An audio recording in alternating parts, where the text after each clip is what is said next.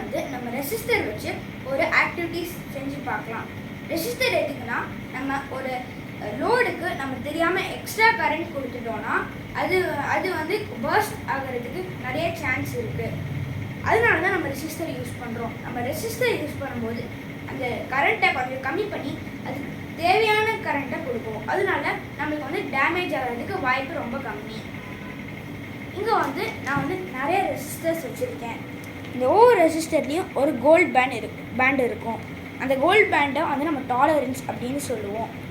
இப்போ நம்ம வந்து இந்த கூகுளில் ரெசிஸ்டர் கோட் கேல்குலேட்டருக்குள்ளே போயிட்டு நம்ம கோல்ட் பேண்டை ரைட்டில் வச்சுட்டு நம்ம வந்து இந்த கலர் பேண்டெல்லாம் நம்ம அடித்தோம்னா அதோட ரெசிஸ்டன்ஸ் வேல்யூ காமிக்கும்.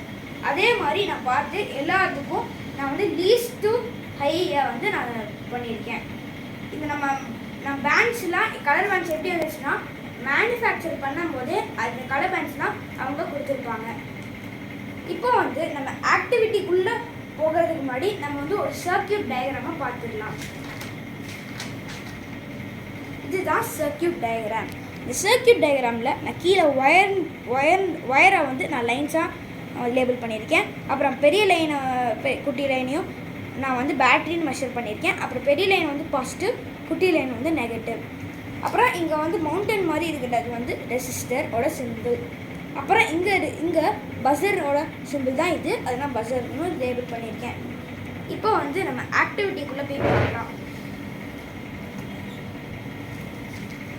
இப்போ ஃபர்ஸ்ட் வந்து இந்த ரெட் ஒயர் வந்து பாசிட்டிவ் வந்து சிம்பிளைஸ் பண்ணும். ஸோ வந்து நான் பாசிட்டிவில் போய் கனெக்ட் பண்ணுறேன். அப்புறம் பிளாக் வந்து நெகட்டிவ் சிம்பிளைஸ் பண்ணுறதுனால நான் நெகட்டிவில் போய் கனெக்ட் பண்ணுறேன். அப்புறம் நம்ம இங்கே ரெசிஸ்டர் நம்ம அங்கே தானே இருக்குது, ஸோ அது கேப் பண்ணல. ஸோ இதை நான் கனெக்ட் பண்ணாமல் அப்படி வச்சுட்டு நெக்ஸ்ட்டுக்கு மூவ் ஆகுறேன்.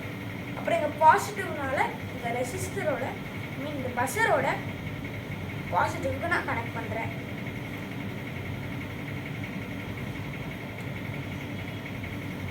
அப்புறம் இதை வந்து நான் பஸரோட நெகட்டிவில் கனெக்ட் பண்ணுறேன்.